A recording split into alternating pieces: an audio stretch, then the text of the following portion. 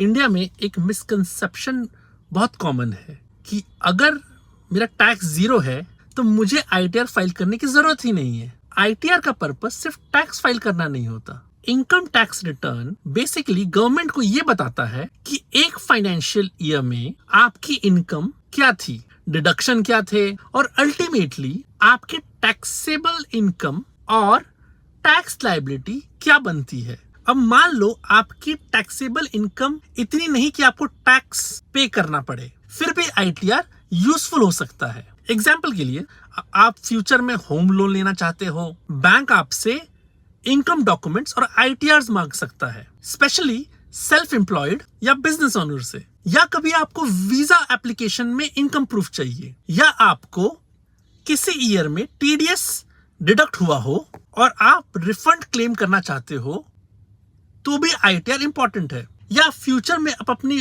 Financial history establish करना चाहते हो, इसलिए टैक्स नहीं तो आईटीआर की जरूरत नहीं एक ओवर सिंप्लीफिकेशन है। पर एक इंपॉर्टेंट पॉइंट, हर पर्सन के लिए फाइलिंग रिक्वायरमेंट सेम नहीं होती।